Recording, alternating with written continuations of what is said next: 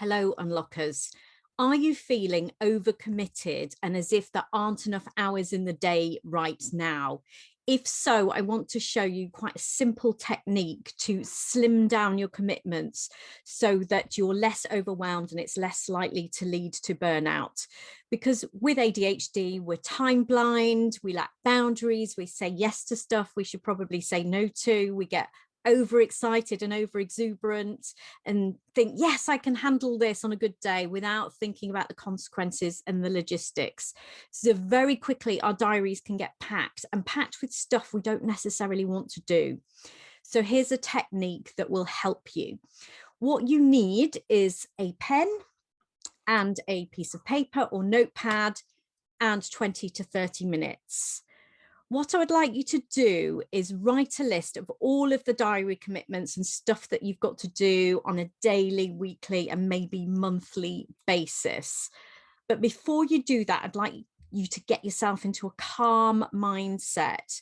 So root your feet on the floor, make sure you're not going to be disturbed.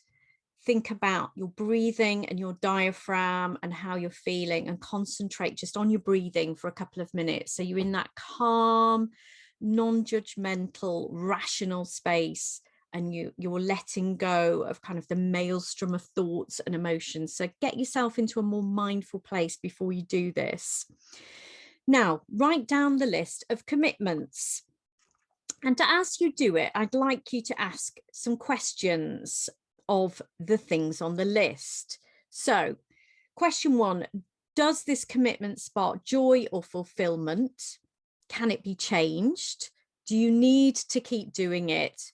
And if not, do you want to keep doing it? So ask yourself those questions. You don't have to have an answer now, because I know this can be quite overwhelming. But when you look at that diary item, and often we don't take the time to look at what we've got on our plate, how does it make you feel? Does it knot your stomach? Do you think, I really don't want to continue doing this? So cross out the items on that list, or put a cross by them that you think, I really don't get anything out of that. I don't need to do that. I can let go of that commitment. I can resign from that volunteer position, for example. There may be some other items that you might put a question mark by. Now that's absolutely fine. In that case, step into observation mode of yourself. Pretend you're David Attenborough and think, okay, what is Michelle feeling about this? Why is Michelle resistant to letting this go? Does she feel a duty? Is she trying to prove herself to somebody? What's going on here? Why does she not want to let this commitment go? Is she unable to let it go? So step into that observation mode and pretend that you're David Attenborough narrating, watching yourself as you go through this process, and that can help take the emotion out of it too. So you should, on your list of things that you definitely need to or want to keep, you should have put a cross or cross things out and a question mark by some. Now, with the things that you've put a cross by, work out a plan for how you may be going to resign or let that go.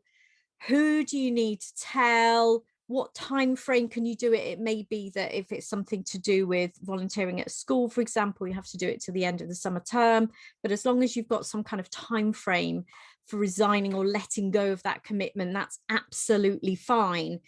And with the stuff that you've got a question mark by, either A, talk to somebody you trust, talk it through, go, look, I'm doing this, I'm not sure if I'm getting the most out of it, I'm not sure it's sparking joy or fulfillment in my life, and it's certainly draining my time, and it's stopping me from doing stuff in my life that will bring me more joy, more quality time to be who I need to be.